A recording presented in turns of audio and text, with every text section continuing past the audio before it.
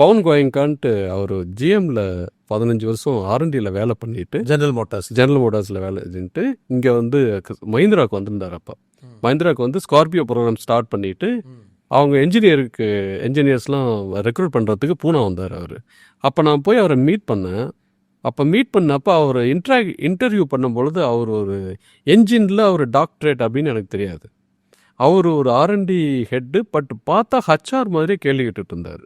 என்னோடய இன்டர்வியூ வந்து 1 மணி நேரம் போச்சு. நான் வந்து கிராங்க் ஷாஃப்ட், அந்த சுற்றுற கிராங்க் ஷாஃப்டில் எப்படி பவர் வருது, எப்படி பிஸ்டனில் அந்த எரியுது அப்படின்னு கொல்ச்சின்னு ஒரு ரஷ்யன் புக் இருக்குது, அதில் தான் படிச்சிருந்தேன். அதை எக்ஸ்பிளைன் பண்ணிட்டு இருந்தேன் அவர்கிட்ட. அந்த பேப்பரில் எக்ஸ்பிளைன் பண்ண சொன்னார். அந்த பேப்பரை கையில் எடுத்துக்கிட்டு நீ வந்து நாசிக்கு வா அப்படின்னு சொல்லிட்டு போனார். ஸோ நாசிக்கு போனோன்னே இதுதான் அப்பாயின்மெண்ட் லெட்டர், பாஸ்போர்ட் இருக்கா அப்படின்னாரு. அப்புறம் தான் எனக்கு தெரிஞ்சுது அவர் கேட்டது விசா. ஆக்சுவலி விசா இருக்கான்னு கேட்டார். என்ன கேட்குறாருன்னு எனக்கு புரியல. நான் மறுபடியும் உள்ளே போய் அவரோட அசிஸ்டன்ஸை கூட்டு போய் மறுபடியும் உள்ளே போய் கேட்டேன். உங்கள்கிட்ட 2 இருக்குப்பா தம்பி. ஒன்று வந்து பாஸ்போர்ட், அது வந்து இந்தியா விட்டு வெளியில் போகிறதுக்கு.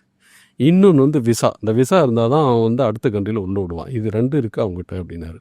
சார் என்கிட்ட எதுவுமே இல்லை சார், என்கிட்ட வந்து ரேஷன் கார்டு தான் இருக்குது. அந்த ரேஷன் கார்டு தான் நான் வந்து அதை கொடுத்தா நமக்கு எல்லாமே நம்ம தமிழ்நாட்டில் தான் கொடுக்குறாங்கல்ல, அதை கொடுத்தா அங்கே கூட்டிகிட்டு போயிடுவாங்க அப்படின்னு நான் நினச்சிட்டு இருக்கேன்.